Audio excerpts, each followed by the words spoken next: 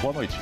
Para acalmar o mercado, Manteiga antecipa anúncio do cumprimento da meta de superávit primário.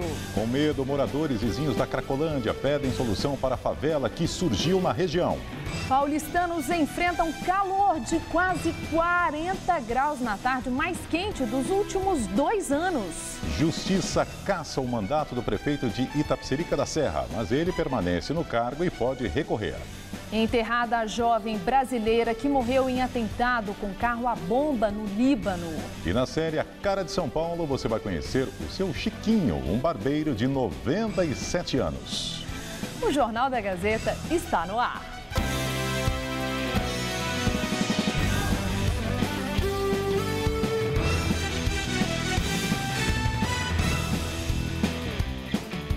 Moradores do centro de São Paulo se mobilizam para pedir o fim da Cracolândia. A situação piorou com o crescimento de uma favelinha na região.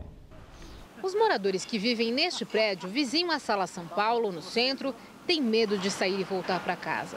Não bastassem usuários de drogas na porta dia e noite, nos últimos meses formou-se uma favela, que agora já chega à Avenida Duque de Caxias. Estabelecida, há até comércio de barracos. Tem pessoas que estão vendendo esses pedacinhos, né?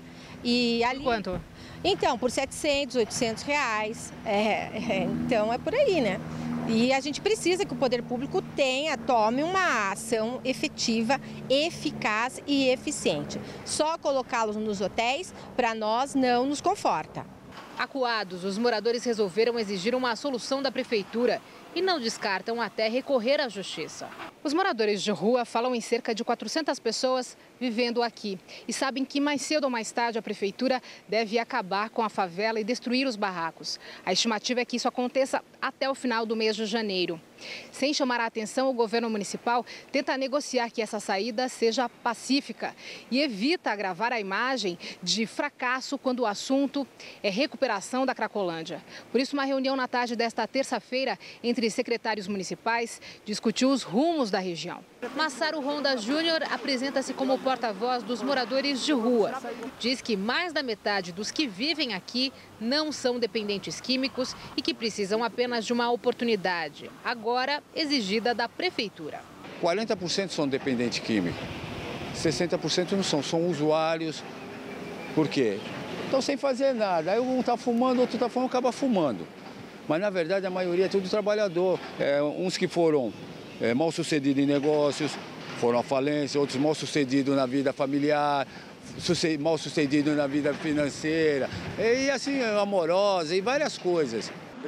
Massaro conta que há 20 dias participou de uma conversa diretamente com o prefeito Fernando Haddad e que prepara um cadastro dos moradores da favela que vão sair de maneira pacífica em troca das promessas de hotel e emprego. Em hotéis e pensões que foram fechados pela prefeitura e que eles iriam regularizar e colocar o pessoal das barracas lá. Paga pelo Estado, daria uma cesta básica, ou cesta básica não, uma refeição diária, simples, ou como no Bom Prato, R$1, o café da manhã 50 centavos, durante 90 dias até o pessoal tirar o documento, se adaptar e oferecer um emprego de jardinagem, de varreção de rua e outro serviço qualquer que ele se adaptasse. Em nota, a Prefeitura disse que trabalha em conjunto com o governo do estado para coordenar uma ação multissetorial, sem violência, para remover as barracas da chamada favelinha da região da Cracolândia. A Prefeitura diz ainda que atua no enfrentamento do problema das pessoas na Cracolândia em 3 frentes: tratamento de dependentes químicos, ações de assistência social e segurança urbana. Ladrões aproveitam o feriado de fim de ano para praticar arrastões. Pelo menos 3 ocorrências foram registradas em São Paulo entre os dias 31 e 1º de janeiro. Aproveitando o período em que muitos viajam de férias, os ladrões fizeram o primeiro arrastão na terça, dia 31 de dezembro, na Pompeia, Zona Oeste. Outros 2 ocorreram logo depois da virada do ano, em condomínios do Morumbi e do Itaim Bibi, na Zona Sul. Nos 3 casos, os ladrões levaram principalmente joias. O balanço de arrastões a domicílios no ano passado ainda não foi divulgado. Em 2012, foram 19 casos. Sem o reajuste previsto no ano passado, a Prefeitura divulga as datas do pagamento do IPTU. Os boletos começam a ser enviados a partir do dia 16 de janeiro e tem a data limite entre 21 deste mês e 17 de fevereiro. Caso o documento não seja recebido, uma segunda via poderá ser solicitada nas subprefeituras ou pela internet. O vencimento dos carnês acontece entre os dias 1º e 28 de fevereiro. As datas variam de acordo com o cronograma do cadastro do imóvel. Inspeção ambiental veicular. Mais de 77 mil veículos da capital paulista ainda apresentam irregularidades.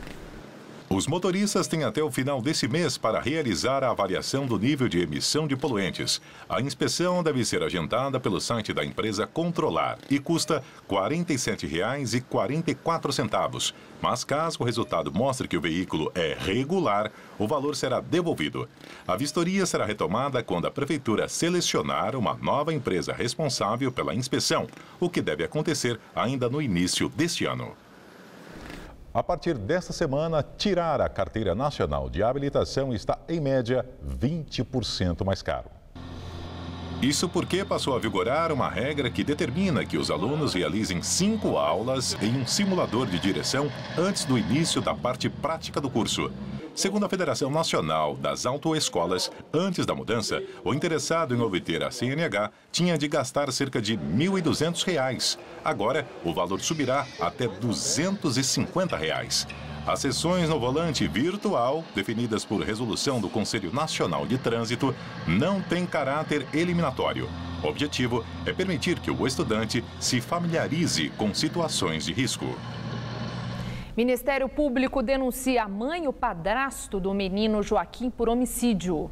O promotor entregou a denúncia no Fórum de Ribeirão Preto, apontando não só o padrasto do menino, mas também a mãe como responsáveis pela morte do garoto. O delegado havia desconsiderado a hipótese do envolvimento de Natália Pontes no crime e há 20 dias ela conseguiu habeas corpus no caso. A Justiça tem agora 10 dias para avaliar a denúncia. Joaquim desapareceu no dia 5 de novembro e o corpo foi encontrado 6 dias depois em um rio na cidade de Barretos, no interior paulista. O menino de 3 anos era diabético e, de acordo com a denúncia, recebeu uma alta dose de insulina. Governador Geraldo Alckmin anuncia a criação de delegacia especializada para a pessoa com deficiência. A unidade reunirá informações sobre casos e tipos de violência e servirá como referência de apoio para outras delegacias no atendimento a esse público. A iniciativa surgiu de uma ação conjunta entre a Secretaria de Segurança Pública e a Secretaria dos Direitos da Pessoa com Deficiência, após mais de 1.300 denúncias de casos de violência terem sido detectadas no estado nos últimos 2 anos. O decreto foi assinado em uma cerimônia no Palácio dos Bandeirantes. Muitas vezes a pessoa com deficiência ela pode não relatar o ocorrido por não ter privacidade de fazê-lo, pela dificuldade, às vezes até de acesso. Então, eu acredito que nós vamos poder proteger muito mais a população, esclarecer, investigar e punir quando for o caso. Além das atribuições de uma delegacia regular, a nova unidade contará com assistente social, psicólogo e intérprete de Libras. A delegacia será instalada no Palácio da Polícia Civil, na região da Luz, centro de São Paulo, e começa a funcionar em 45 dias. Os deficientes que sofrerem maus tratos ainda podem recorrer a delegacias comuns, que seus casos serão remanejados para unidade especializada. Só no estado de São Paulo vivem cerca de 9 milhões de deficientes. Segundo dados da Secretaria dos Direitos da Pessoa com Deficiência, na maioria dos casos de violência contra deficientes, o agressor é um familiar. 2014 começou em clima de indecisão para os moradores de Itapecerica da Serra, na Grande São Paulo. No mês passado, a juíza Patrícia Braghini, do Tribunal Regional Eleitoral de São Paulo, decidiu pela cassação do prefeito Amarildo Gonçalves, do PMDB, devido à captação ilícita de votos nas eleições municipais de 2012. Como ainda cabe recurso e o judiciário está em recesso, o prefeito, por enquanto, continua no cargo. Na cidade não se fala em outra coisa. A recepção é muito grande, né? A gente aposta sempre nele. Só votou nele? Votei nele.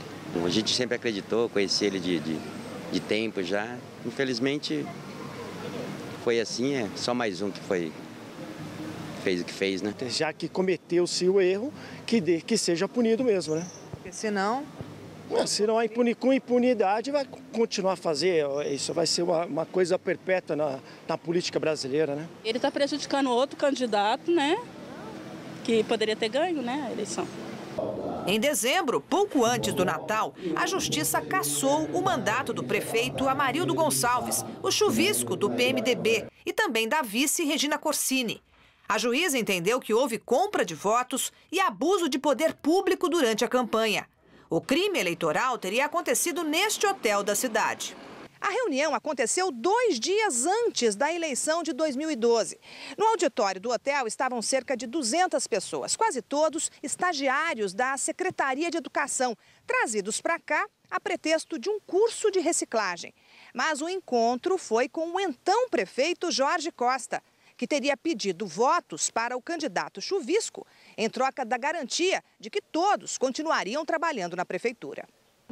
A Justiça se baseou na gravação do encontro, divulgada agora, feita por um dos funcionários com um telefone celular. Eu tenho uma candidato para o chuvisco e vou pedir para vocês ajudar o chuvisco. Com a decisão, o candidato que ficou em segundo lugar na eleição deve assumir o cargo. Erlon Chaves, que concorreu pelo PDT e que fez a denúncia, acredita que a atitude do ex-prefeito alterou o resultado das urnas. A diferença de votos foi 1.982 votos, né? Foi uma diferença de quase 2%. E se você calcular que você tem ali mais ou menos 200 estagiários, cada qual com seus parentes, enfim, pressionados, uma parte pode ter não votado, mas uma outra parte votou. Quer dizer, nós não vamos saber disso, né? Só que ele se utilizou da máquina administrativa para pedir votos de forma ilícita. Você acha que o resultado poderia ser diferente? Eu não tenho dúvida nenhuma. O prefeito Amarildo, que continua no cargo por causa do recesso no judiciário, não estava na cidade hoje. O chefe de gabinete disse que o prefeito ainda não foi notificado e que vai recorrer da decisão. E o prefeito, que então era candidato, não estava nem presente. Mas a questão foi encaminhada. Mas ele sabia dessa reunião, não? Pelo que me consta, ele nem sabia. Pelo que eu conversei com ele, ele não sabia, não estava presente e não sabe nem o teor do que foi discutido. Ficou sabendo através dos autos. O Jornal da Gazeta procurou o ex-prefeito de Itapecerica da Serra, Jorge José da Costa, do PMDB, mas ele não foi encontrado para comentar sobre o caso. Cartel no metrô de São Paulo. O gerente de projetos corporativos da Siemens, Sérgio Tibona, afirmou em depoimento à Polícia Federal que recebeu instruções para destruir todo e qualquer documento relativo à conta bancária secreta que ex-diretores mantinham no paraíso fiscal de Luxemburgo. A suspeita é que a conta era utilizada para pagar propina a agentes públicos no Brasil. Adilson Primo, então presidente da Siemens no Brasil, era um dos proprietários da conta que teria sido irrigada com cerca de 7 milhões de dólares da Siemens na Alemanha e nos Estados Unidos. O criminalista Antônio Cláudio Maris de Oliveira, que defende Adilson Primo, tem reiterado que a investigação vai comprovar a inocência de seu cliente. A Siemens nega que soubesse da existência da conta e tem dito que colabora com as autoridades. Foi enterrada hoje pela manhã a brasileira de 17 anos que morreu em um atentado com carro à bomba no Líbano. O ataque aconteceu ontem na capital do país. Além de Malak Zawi e sua madrasta, outras 4 pessoas morreram no atentado. A adolescente nasceu no Paraná, mas morava há 4 anos com o pai e os irmãos em Beirute. Mais de 70 pessoas também ficaram feridas em uma região sob a influência do grupo Hezbollah. O governo do Brasil reiterou o irrestrito apoio aos esforços pela manutenção da estabilidade política do país. Quem circulou pelas ruas de São Paulo hoje teve que dar um jeitinho para escapar do sol e aliviar o calor. Os termômetros chegaram a atingir a casa dos 37 graus. Na rua, um desfile de sombrinhas e guarda-chuvas. Muita gente procurou amenizar os efeitos dos raios solares e do mormaço com roupas leves. O chapéu também esteve presente nesta sexta-feira nas cabeças de homens e mulheres de todas as idades. Já para se refrescar, os itens mais pedidos eram as garrafinhas de água, de sucos e os sorvetes. E cariocas tiveram uma sexta-feira sufocante. Hoje a sensação térmica no Rio foi de 50 graus. Aqui em São Paulo, após a madrugada mais quente desde 2012, com 24,2 graus, uma frente fria chega ao estado ainda esta noite. Olha, não vai esfriar não, mas as temperaturas caem de forma significativa e o clima fica mais úmido. Vamos ver em detalhes a previsão para o Brasil e o estado de São Paulo. Em todo o país, o predomínio é de sol. O tempo abafado forma nuvens carregadas que provocam pancadas de chuva a partir da tarde em São Paulo, no centro-sul e oeste de Minas Gerais e no interior do Rio de Janeiro. As demais áreas seguem com tempo seco. No Rio, a máxima é de 36, em Belo Horizonte, de 33 e de 35 graus no Tocantins. Faz sol e deve chover mais forte na região metropolitana. No centro-oeste do estado, as chuvas avançam também e as temperaturas seguem altas. Araçatuba deve alcançar os 35 graus e Votuporanga 36. Sol e pancadas de chuva também no centro-norte. A cidade de Bauru deve ter máxima de 32 graus. No litoral faz menos calor, mas as chuvas aumentam ao longo do dia. Santos com máxima de 31. Tanto amanhã como no domingo, o sol fica entre muitas nuvens na capital. As pancadas de chuva são esperadas a qualquer hora do dia ou da noite. Sábado com máxima de 28 e domingo de 27 graus. E na segunda-feira a máxima vai aos 29 graus e o sol volta a brilhar com força. E 2013 foi o ano mais quente na Austrália desde 1910. O Departamento de Meteorologia do país afirma que as temperaturas médias do ano passado ficaram 1,2 graus Celsius acima da média. O número quebrou o recorde estabelecido em 2005. E o calor continua afetando as florestas do país. Na ilha de Queensland, bombeiros tentam controlar um incêndio iniciado no dia 1º de janeiro. 900 turistas que acampavam no local tiveram que deixar a ilha. As autoridades querem evitar que o fogo chegue à cidade de Dunwich. Nos Estados Unidos, tempestade de neve atinge o nordeste do país e causa transtornos. A nevasca, chamada de Hércules, atingiu vários estados do país com fortes ventos, além de uma grande quantidade de neve. Os governos dos estados de Nova York e Nova Jersey declararam estado de emergência e pedem que a população não saia de casa. Diversas estradas tiveram tráfego interrompido. Mais de 10 mil voos sofreram atrasos ou foram cancelados. A previsão dos serviços de meteorologia dos Estados Unidos é de que 100 mil pessoas sejam prejudicadas pela tempestade. Número de obesos em países em desenvolvimento chega a 1 bilhão, segundo o estudo britânico. Ainda de acordo com um estudo feito pelo Overseas Development Institute, o número de pessoas obesas ou acima do peso em países em desenvolvimento quadruplicou desde 1980. Só na América Latina, a taxa de obesidade aumentou 60%. As principais causas para o crescimento do número de obesos são os hábitos sedentários da população e o maior consumo de alimentos processados e bebidas ricas em açúcar. Piora o estado de saúde do ex-primeiro-ministro de Israel, Ariel Sharon. Em coma há 8 anos, ele está em seus últimos dias de vida. O quadro de saúde do ex-premier de 85 anos apresentou uma piora acentuada nesta semana.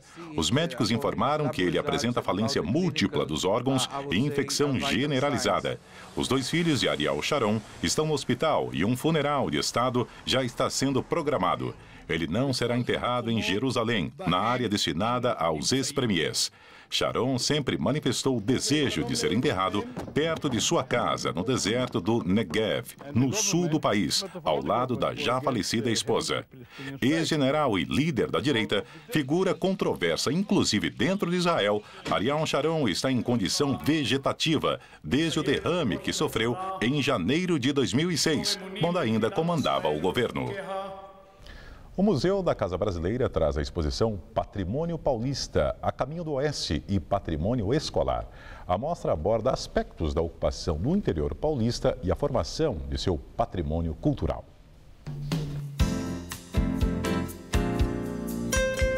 Um registro inédito no estado de São Paulo.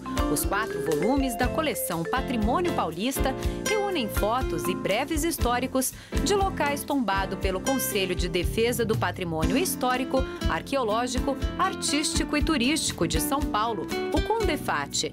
Os livros foram divididos por temas e, a exemplo dos 3 primeiros lançamentos, o volume 4 veio acompanhado de uma exposição no Museu da Casa Brasileira, na zona sul da capital. Acervo que deve rodar o estado no ano que vem. Nós levamos as exposições para outras cidades do interior do estado, e muitas delas que têm patrimônios tombados. E isso é mais importante ainda, porque muitas vezes as pessoas também não têm consciência da importância dessa arquitetura que está fazendo parte da vida, né? As imagens do terceiro livro, A Caminho do Oeste, também estão na exposição. São fazendas, fábricas, parques e imóveis que revelam aspectos da ocupação do interior paulista e a formação do patrimônio cultural. Como a cabana onde Euclides da Cunha escreveu o livro Os Sertões, em São José do Rio Pardo, a casa de Cândido Portinari, em Brodowski, e 14 quadros do artista que estão em Batatais. A pequena Gabriela, de 8 anos, foi quem convidou a mãe para entrar e ficou encantada com a foto desta igreja em Itu. E gostei das pinturas assim no teto, na parede. Gostaria de ir até lá para conhecer pessoalmente? Sim. No 4º volume da série estão registradas as edificações de escolas estaduais construídas durante o período da Primeira República, de 1890 até 1930, época em que a educação estava sendo difundida por todo o estado. Até por isso, o projeto arquitetônico dos prédios é muito parecido. Já o estado de conservação dos imóveis está muito diferente de local para local. É um momento importante de trazer uma reflexão sobre a necessidade de políticas públicas para poder preservar esse patrimônio, trazer consciência da população da importância de preservar a memória, que no fundo é uma memória coletiva. No acervo Patrimônio Escolar, é possível ver detalhes de obras do início do século XX, como a Escola Dom Pedro II, em São Paulo, e a Escola Júlio de Mesquita, em Itapira, que continua em plena atividade. Para a Cíntia, o projeto traz a oportunidade de conhecer a arquitetura e a história de cidades que nem sempre é possível visitar. Mostra ainda que tem coisas bonitas, bem conservadas, misturadas a outras não conservadas assim, mas muito, muito legal.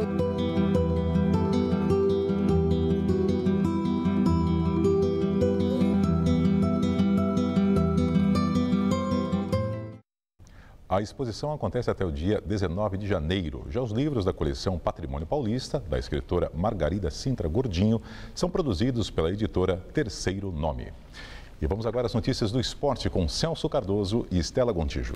Palmeiras é o primeiro entre os grandes de São Paulo a se apresentar para a temporada 2014. Celso Cardoso. Estela, o primeiro a se apresentar e o time que até aqui mais se reforçou. 3 reforços já deram as caras para o início dos trabalhos visando a temporada. Mas, por enquanto, só José Carlos Brunoro, gerente de futebol do clube, conversou com os jornalistas. O dia foi de reapresentação no Palmeiras e com caras novas. O atacante Rodolfo, que veio do Rio Claro, o volante França, do Hannover, da Alemanha, e o mais conhecido dos reforços, o atacante Diogo, que estava na Portuguesa. É um jogador com uma experiência, a gente não pode mais ter só jogadores no Campeonato Paulista, Copa do Brasil, coisas do tipo, Série A. A gente precisa ter jogadores um pouco mais rodados e foi uma oportunidade muito grande e a gente aproveitou essa oportunidade de acordo com aquilo que o Kleina precisava em termos de posição. Quase 10 jogadores deixaram o clube com os contratos encerrados. Entre eles, alguns titulares, como o zagueiro Wilson e o volante Márcio Araújo. A briga da diretoria agora é para trazer reforços. 2 jogadores estão muito próximos de vestir a camisa do clube.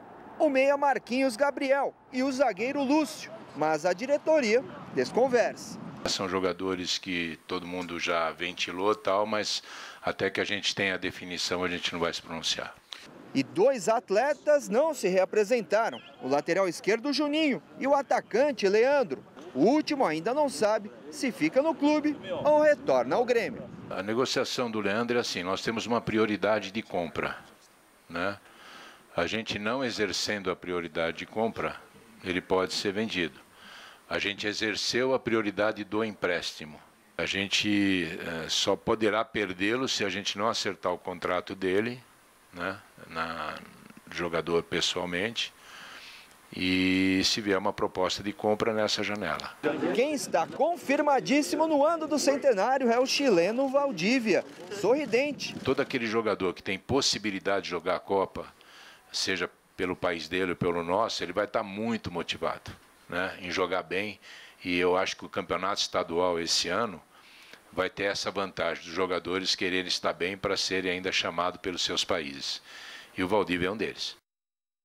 Celso, Brunoro não quis confirmar, mas parece que o Lúcio está praticamente certo, né, no Palmeiras? Sim, está bem adiantada. Uma parte era o desligamento dele com o São Paulo, isso já ocorreu, agora está pronto para assinar com o Palmeiras. E seria muito interessante pela importância dele. Claro que não é aquele Lúcio da Copa de 2002, quando foi capitão. Com certeza. Mas é um jogador que tem uma experiência e pode ajudar muito o Palmeiras, ainda mais se for feito, se fizerem um esquema de proteção ali para a zaga. Ele dá conta do recado. Acho um bom reforço. O outro nome é o Bruno César, jogador que se destacou no Santo André, depois brilhou com a camisa do Corinthians e foi negociado com o futebol português. Um meia habilidoso, aquele clássico camisa 10 que entendo pode ajudar e muito também o Palmeiras. Ainda mais levando em consideração que o Valdívia deve ser convocado muitas vezes à seleção chilena, mas acredita até na possibilidade dos dois atuando juntos. Reforços importantes, então, para o Palmeiras. E para conter protestos violentos durante a Copa do Mundo, o governo federal formou uma tropa de choque de 10 mil homens que irá apoiar as polícias militares nas 12 cidades sede dos Jogos. São PMs que integram a Força Nacional de Segurança Pública e que tiveram um aperfeiçoamento intensificado neste ano após manifestações de junho durante a Copa das Confederações. Criada em maio de 2007, a Força Nacional de Segurança Pública é composta por PMs, policiais civis, bombeiros e peritos de todos os estados que são voluntários e passam por um treinamento diferenciado antes de serem enviados para missões excepcionais e de caráter temporário. Quando enviada em apoio a um estado, ela fica subordinada aos órgãos de segurança pública locais. Michael Schumacher faz aniversário hoje, mas segue internado em hospital francês. O quadro estável, mas crítico, como desta vez definiu a assessora do ex-piloto. Declaração comum desde que Schumacher foi internado. Michael Schumacher completa hoje 45 anos de idade.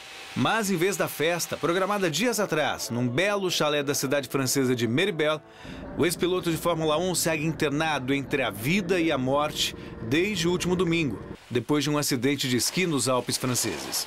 Ele já passou por 2 cirurgias no centro hospitalar de Grenoble. A primeira para conter uma hemorragia cerebral e a segunda para tratar os efeitos do sangramento interno e diminuir a pressão intracraniana. Segundo Sabine Ken, assessora de Michael Schumacher, o quadro do ex-piloto segue estável, porém ainda crítico. Na manhã de hoje, ele recebeu visita da esposa, Corinna Schumacher. No site oficial, em nota, a família agradece o apoio dos fãs que expressaram simpatia e torcida para que ele melhore. E finalizam o texto dizendo, abre aspas, nós todos sabemos que Michael é um lutador e não vai desistir. E outras centenas de torcedores ficaram do lado de fora, em vigília, orando pelo Schumacher. Hoje teria uma grande festa no luxuoso chalé que ele tem na cidade, mas infelizmente está aí lutando contra a morte. A polícia segue investigando. Hoje foi apreendida a câmera que é acoplada no capacete que ele usava no dia do acidente. E a polícia também ouviu o filho do Schumacher que estava esquiando no mesmo dia com ele, até para apurar as causas do acidente. Copa São Paulo de Futebol Júnior começou hoje o principal torneio de base do país. 104 clubes, a partir de hoje, buscam o título da Copinha, como é chamada pelos torcedores. Em Bauru, Noroeste e Aquidauanense, do Mato Grosso do Sul, abriram a competição e o time sul-mato-grossense venceu por 2-1. Também hoje, o Flamengo derrotou o Santo André por 4-1, enquanto o União Suzano perdeu do JV Lideral do Maranhão por 1-0. Às 9 horas tem a estreia do São Paulo contra o Kashiwa Reysol. O time japonês é uma das novidades da 45ª edição da Copa São Paulo. O Kashiwa Reysol aceitou prontamente o convite e irá representar o Japão na Copa São Paulo de Futebol Júnior. A equipe profissional é dirigida pelo conhecido treinador brasileiro Nelsinho Batista e a Sub-20 está sob o comando do Shimotaira Takahiro. O técnico japonês atendeu gentilmente a nossa reportagem após o treino dessa manhã. Detalhe, a estreia do time é hoje mesmo contra o São Paulo, na Arena de Barueri. Esse povo realmente não tem medo de trabalho e, com a ajuda de um tradutor, estabeleceu-se a comunicação.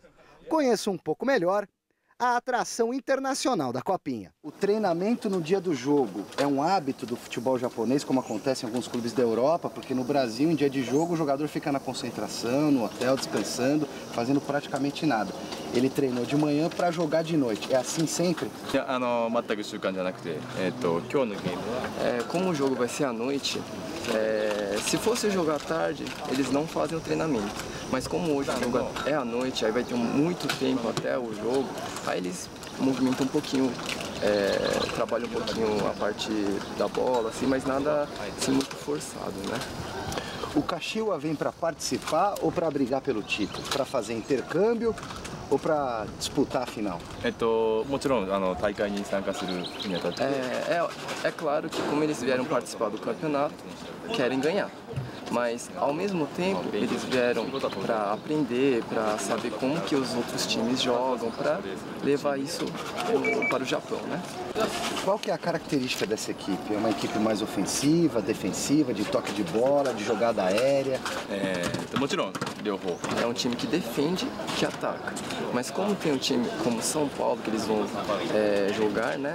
Eles sabem que se ficar só defendendo, não vai adiantar. Então vão querer atacar para vencer o jogo. Tênis, Polônia e França decidem o título da Copa Hopman deste ano. Diferentemente de outros torneios, como por exemplo a Copa Davis ou a Federation Cup, neste torneio, homens e mulheres jogam juntos. A França foi a última a se classificar ao derrotar a Espanha.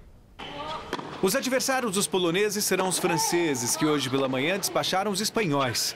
O primeiro duelo foi entre Alice Cornet, da França, e Anabel Medina Garrigues, da Espanha. E sem maiores problemas, Alice Cornet fez 2-0 com um duplo 6-2 e fechou o jogo. No duelo masculino, Jo-Wilfried Tsonga, de vermelho, teve mais dificuldades contra o espanhol Daniel Muñoz, de Lanava, de branco. Primeiro set melhor para o francês, que fez 6-4 no erro de Daniel. A segunda parcial foi mais apertada. Desempate apenas no tie-break do set. E desta vez quem se deu bem foi o espanhol.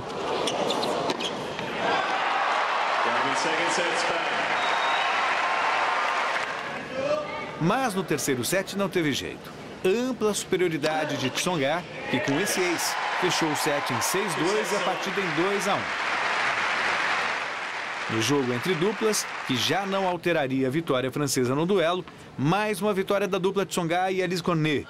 A decisão entre Polônia e França acontece amanhã, a partir das 7h30 da manhã, horário de Brasília. Muito obrigada, Celso. Uma boa noite. É com você, Laerte. Um barbeiro da Vila Mariana está prestes a completar 97 anos. Seu Chiquinho é figura conhecida no bairro e diz que fez a barba de mais de 600 mil clientes em 80 anos de carreira. Um personagem que é a cara de São Paulo. O senhor conhece alguém aqui no bairro chamado Seu Chiquinho? Conheço. Quem? É um barbeiro aqui. Ele tem mais de 90 anos, é a pessoa tradicional aqui no bairro. Barbearia do Chiquinho. Já foi lá, não? Já, eu corto cabelo lá. O bairro é a Vila Mariana. Aqui trabalha um barbeiro de 97 anos, vai fazer 97 agora em janeiro. Desde os 13 ele é barbeiro e é conhecido no bairro inteiro. A gente veio conhecer. Com licença, bom dia. O senhor que é o seu Chiquinho? Isso. Muito prazer, tudo bem? O meu prazer, tudo bem. O local ainda guarda as características de um salão tradicional. Seu Chiquinho diz que começou a aprender o ofício aos 10 anos de idade. O meu tio era barbeiro, eu ficava no salão para varrer o salão, lavar pincéis, depois foi aprendendo. E aí não parou mais? Não parou mais. As paredes guardam retratos da história do seu Chiquinho. Esta foi no primeiro salão, em 1935. Todas as outras mostram momentos felizes vividos por ele durante o trabalho. Em mais de 80 anos de carreira, foram milhares de clientes. Marcando o mês, o ano, os anos, umas 600 mil pessoas. 600 Dá para lotar 6 Maracanã. Eu nem fiz a barba hoje para trabalhar, porque eu vou fazer a barba com o seu Chiquinho. Vou até tirar o óculos aqui.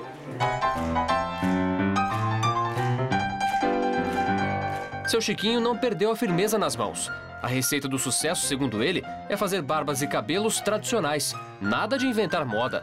Eu sempre fui, não fiz esses cortes modernos, porcaria aí. Isso aí eu não faço. Por quê? Não faço, não me sinto bem. Parece porcaria. Eu sou aquele antigo barbeiro. Seu Chiquinho é tão conhecido no bairro que ele foi convidado várias vezes para ser candidato a vereador. Nunca quis. Quiseram me candidatar a vereador. Eu falei, mas não quero ser chamado de ladrão. Puxa, se você se candidatar a vereador aqui, você ganha estourado. Não, quero trabalhar honestamente. Ninguém vai me chamar de ladrão. Mesmo aos 97 anos, ele não pensa em parar de trabalhar. Não tremendo a mão? Vai mais uns anos aí.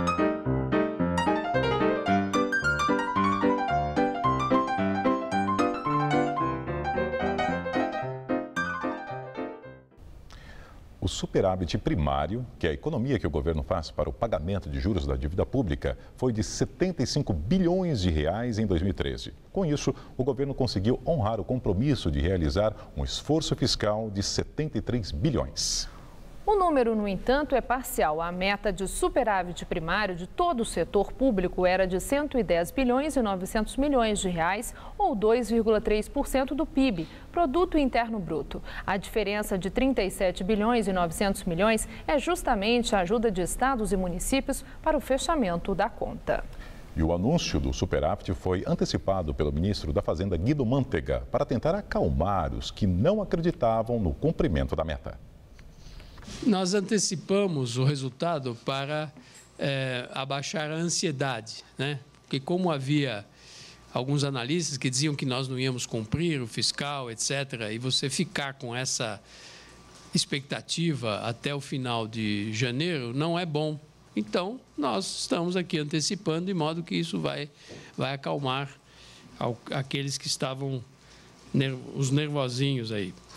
O ministro destacou ainda que a arrecadação foi possível devido às receitas extraordinárias, como o recolhimento do refis, e as receitas não recorrentes, como o pagamento do bônus do Campo de Libra. Segundo Mantega, com a entrada dessas receitas, o governo federal pôde continuar com o processo de redução dos tributos. O valor representa mais de 60 bilhões que deixaram de entrar nos cofres públicos. Os brasileiros estão pagando menos impostos, não é? Seja o consumidor, que está pagando menos tributos, por exemplo, na cesta básica, pagando menos tributos, os empresários estão pagando menos tributos com folha de pagamentos, os exportadores com reintegra, as pequenas empresas com o Simples, tudo isso teve redução de tributos. E, mesmo assim, a arrecadação está melhorando em função da melhoria da atividade econômica. Então, isso é, digamos, uma combinação feliz, uma combinação positiva para a economia. O ministro também afirmou que não haverá alta no imposto sobre operações financeiras, o IOF, para compra de dólares no mercado à vista de câmbio. No final do ano passado, o governo subiu o tributo de 0,38% para 6,38% para operações de turistas brasileiros no exterior, como o uso de cartão de crédito e débito para pagamentos, saques em moeda estrangeira, compras de cheques de viagem e carregamento de cartões pré-pagos com a moeda estrangeira. O que nós fizemos foi apenas completar um IOF que nós já tínhamos colocado para o turista brasileiro que usa cartão de crédito. Então, em geral, você usa cartão de crédito lá fora. E nós tínhamos colocado esse IOF. Nós sabemos que os gastos lá fora estão muito altos, são 23 bilhões de dólares no ano de 2013. E agora vamos ao comentário de economia com Vinícius Torres Freire. Boa noite. O ministro da Fazenda quis começar o ano com um brinde. Antecipou uma notícia que era para sair apenas no final do mês. Que notícia? Como a gente viu, no ano passado, 2013, o governo cumpriu sua meta de poupança, que os economistas chamam de superávit primário. O que é isso? É a diferença entre o que o governo arrecada e o que o gasta. Mas nessa conta não entram as despesas com os juros da dívida. Se consideradas essas despesas, o governo sempre gasta mais do que arrecada. O governo Dilma Rousseff tem sido muito criticado por economistas por gastar demais. Se o governo gasta demais, na situação atual do Brasil, temos dois problemas pelo menos. O primeiro, sobra menos dinheiro para pagar a dívida pública. Se a gente não paga a dívida nem os juros, a dívida cresce, todo mundo sabe disso. Quanto maior a dívida, mais despesa com juros, menos dinheiro gasto com algo mais útil. O segundo problema é que o gasto extra do governo faz com que a inflação aumente. O Brasil está vivendo uma situação de excesso de consumo. Isso fica evidente na alta dos preços e nos gastos do exterior, como o ministro acabou de dizer. Gastamos mais do que produzimos, compramos mais produtos lá fora do que vendemos. Voltando ao ministro Mantega, ele apareceu logo no início do ano para dizer que o governo cumpriu sua meta de poupança para 2013. Mas, para começar, essa meta já tinha sido reduzida. Era pequena e quase insuficiente para evitar que a dívida do governo aumente. Em segundo lugar, a meta só foi cumprida porque apareceram umas receitas extras. Isso é, o governo recebeu dinheiro extra do leilão do campo de petróleo do pré-sal de Libra, por exemplo. Isso é mais ou menos como vender um carro para pagar as dívidas e dizer que a situação do orçamento da casa ficou equilibrada. A gente sabe que não é assim. O orçamento equilibrado é quando o salário cobre as despesas do mês, o gasto com as dívidas, inclusive. A gente está muito longe disso no governo. Enfim, a gente não está perto de uma crise, ok. Mas o governo gastar além da conta está prejudicando o controle da inflação, está fazendo com que os juros subam e está fazendo com que muita gente perca a confiança na economia brasileira. Boa noite. E a Espanha registra queda no desemprego. O Ministério do Trabalho do país afirma que o número de desempregados caiu 2,24%.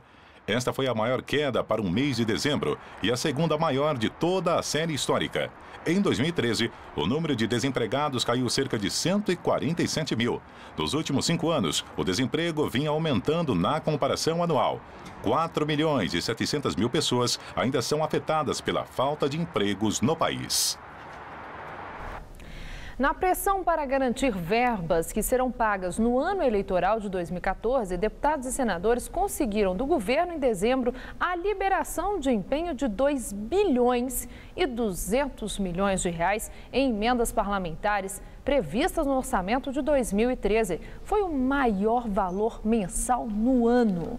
Os mais beneficiados foram PT, PMDB, PSB, PR e PP, partidos aliados ao governo que conseguiram mais de 50% das verbas liberadas. Mas a oposição também conseguiu recursos. Para DEM e PSDB, a liberação ficou em 34% do previsto. O empenho é a promessa de liberação efetiva dos recursos e assegura a possibilidade de o governo vir a autorizar o gasto este ano. Vamos agora à entrevista do dia com Maria Lídia Flandoli. 2014, ano eleitoral, em que, mais uma vez, o eleitor brasileiro vai decidir o voto envolto por campanhas com forte apelo publicitário, amplamente divulgadas pela mídia. Para falar sobre as perspectivas desse ano eleitoral, recebemos hoje o consultor político e de comunicação Gaudêncio Torquato, que é professor titular da Universidade de São Paulo. Obrigada, professor, por mais uma vez estar conosco. Bom, 2013 foi um ano e tanto, um ano pré-eleitoral, com muitos fatos relevantes que certamente interferem nesse universo político e podem interferir na decisão do eleitor. O senhor destaca alguns deles? Destaco. Em primeiro lugar, eu quero destacar o mensalão. É evidente que o PT, como sempre o faz, vai tentar desqualificar o tema, mostrando que isso é comum na vida nacional. As oposições, evidentemente, tentarão colocar esse tema em ênfase, mas aí o PT vai dizer, e o mensalão mineiro? Então, os mensalões, com os trens salões, os trens de São Paulo, vão estar na pauta. Destaco esse aspecto. Eu quero também destacar o fato da aliança A parceria entre a nossa sustentável Marina Silva e o candidato a presidente Eduardo Campos, governador de Pernambuco. Agora, é claro que todos esses aspectos, vamos dizer, de 2013, eles serão, vamos dizer assim, analisados, avaliados, interpretados à luz dos acontecimentos que ocorrerão em 2014.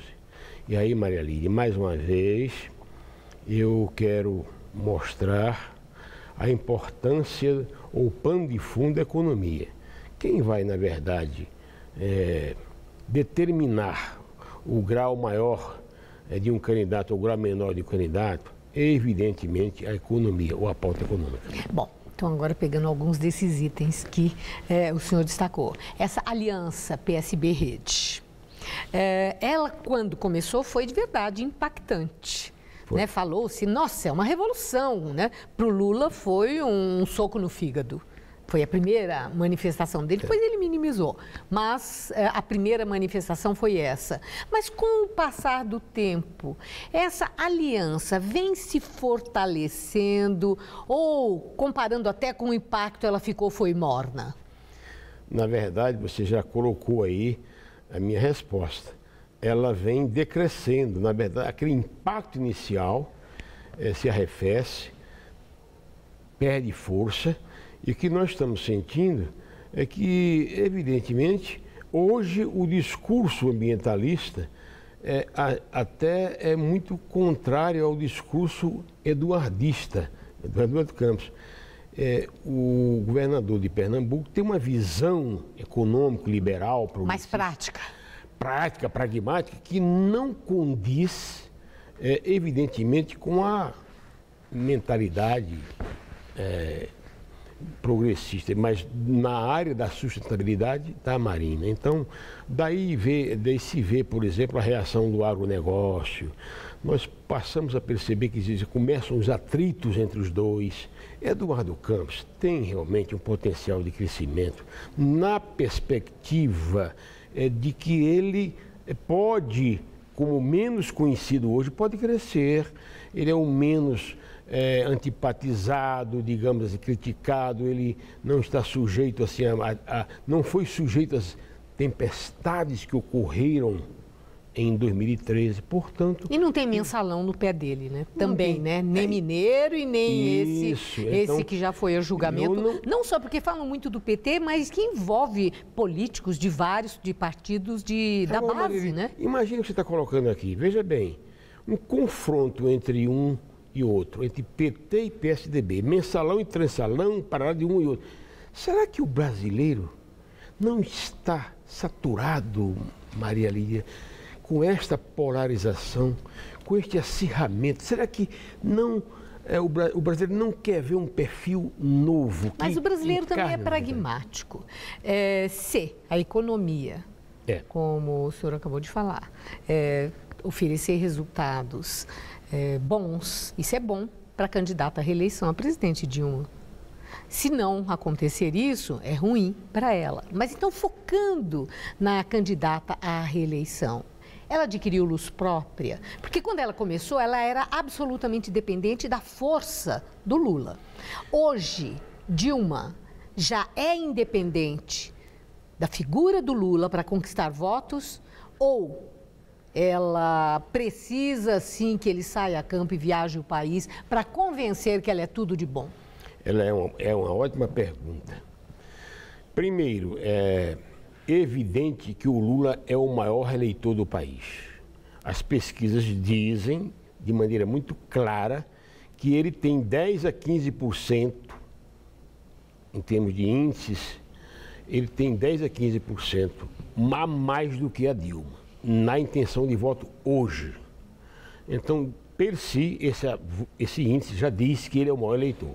É claro que ela ganhou uma certa imagem, um certo perfil, mas, na minha visão, ela ainda está sob o escudo do Lula, do PT, de uma ação governativa de um partido. Então, na minha visão, não adquiriu ainda luz própria, na minha modesta visão. Agora, é claro que, mais uma vez, isso tudo depende do que eu da minha velha equação, desculpa mais uma vez citar a minha equação, que chama-se Bobacoca.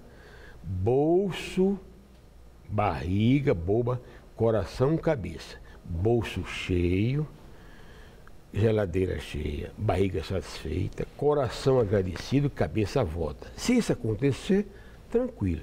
Agora, os economistas dizem, vem cá, o Brasil estará sob a égide de uma mudança na política econômica norte-americana que tenderia, vamos dizer, a descontracionar, a limitar a questão do consumo, e aí muda, isso vai ter reflexos muito nessa política contra-expansionista monetária americana, e isso vai ter reflexos no Brasil. Portanto, nós não vamos ter mais essa égide do consumo. Bom, mas eu acredito que todos esses problemas, na minha visão, serão empurrados, como se diz no vulgo, com a barriga. Isso só vai acontecer, essa crise vai acontecer no Brasil em 2015. Na minha visão, o panorama de 2014 terá pequenas marolas, mas não grandes marolas.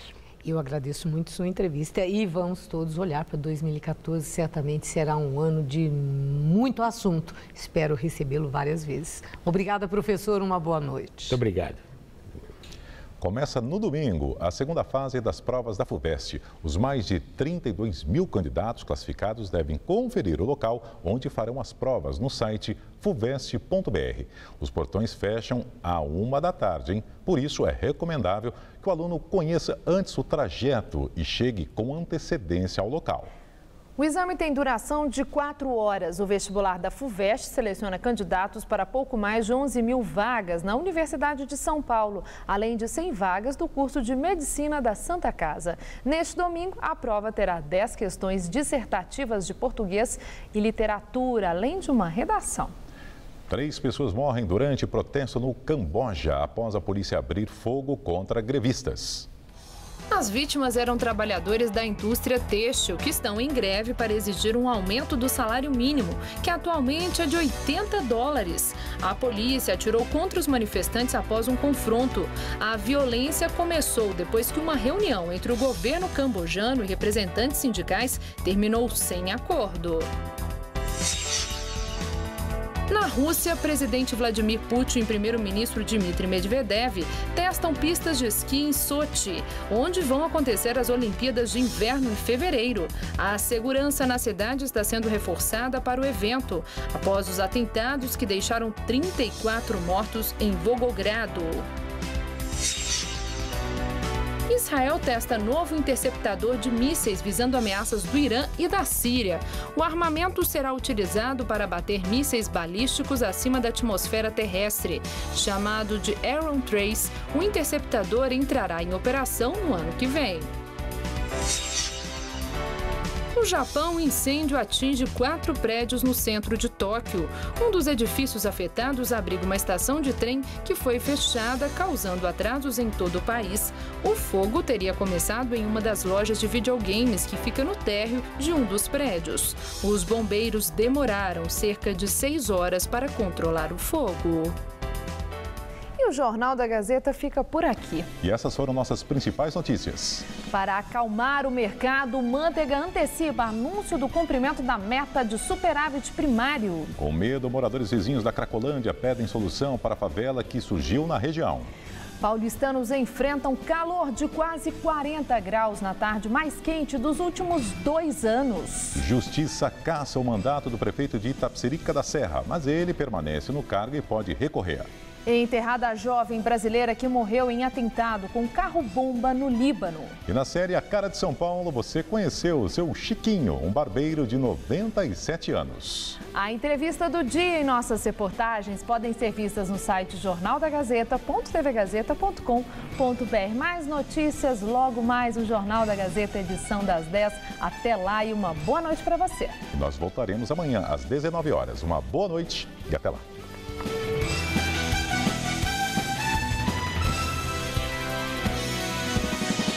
Hoje, 10h20 da noite no Todo Seu, tire suas dúvidas sobre compras pela internet.